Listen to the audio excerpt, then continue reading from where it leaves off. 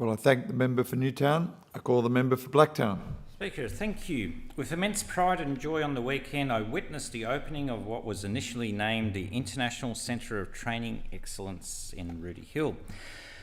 Located in the previously known as the Blacktown Olympic Park, which hosted the softball and baseball preliminary rounds and the warm-up athletics training field for the 2000 Sydney Olympics. The complex has grown to include Blacktown District Soccer Football Association, shared stadium between New South Wales Cricket and the New South Wales AFL, and was the inaugural home for the Giants and is the spiritual home for the Western Sydney Wanderers. In 2015, Kevin Jones, the then manager of Council's key events, which included Blacktown National Sports Park, BISP, presented to me as Mayor at the time and Council's General Manager ideas of an indoor sports centre with a pool and a gym that would generate income from learn to swim lessons based on the possibility of the state government looking to fund high performance centres to the tune of $10 million. I replied to Kevin's proposal at the time that a high performance centre requires the opportunity to provide initiative training methods, not only for sports people, but for coaches, and improve the wellness in the community. We need a university partner to deliver sports performance and testing. We need to consider health recovery for injured athletes, which can translate to improved community health outcomes. Ideally, it should be supported by an academy-style accommodation. I was keen on transferring the skills and health support for injured elite sports people who recovered quickly to injured workers who were often left suffering with insufficient treatment. Kevin's concern was that this would cost a lot more than $10 million, and I said yes, it would probably be around $100 million, to which the General Manager gasped and considered it to be a courageous move by a minority-led mayor or just a mayoral thought bubble. At the 2016 council elections, my Labor team endorsed a project, and at the council elections we went from a minority position of 7 councillors to a landslide win of 10 Labor councillors out of 15. From 2016 to 2018, detailed planning was undertaken with extensive community consultations, meeting with health professionals, sporting academies such as NSWIS, AIS and QIS. Australian Catholic University announced it was moving into Blacktown with a multi-faculty campus, including a sports science and other allied health fields.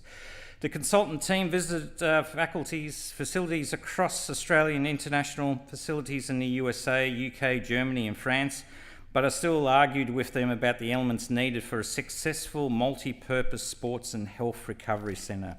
To improve my knowledge, I financed my own multi-location tour, including Glorious Sports Arena in Turkey, meeting with Gorkan Domaz, the CEO, and Dr. Ali Erdogan, Barcelona Football Club Chief Architect Marty Pedestra, Manchester Institute of Health and Performance Dr. Stephen McGregor, Arsenal Football Club Executive Director Peter Silverstone, and David Slade, who was with the Western Sydney Wanderers. I thank each one of them for their valuable time and ongoing considerable support. After peer reviews were completed, the proposal was finalised with a $100 million budget, as I said, and a timeline to be completed by mid-2021. I retired as Mayor in October 2019, having been elected to Parliament 2 years earlier. Whilst the completed project is wonderful to anyone who sees it, I'm saddened by the 2-year delay, resulting in a substantial cuts to the facilities features to remain within the budget. Council exec plus councillors appeared more interested in renaming the facility and said to spend something like $500,000 rather than allowing the building name rights to generate up to $100,000 per annum. It was sad to note that some attendees at the opening basking in the glorious new facility were the ones who tried to slow down the project or even try to have it stop. The lineup on the weekend reinforces the old saying that failure is an orphan, but success has many parents. There were many adopted parents on that day.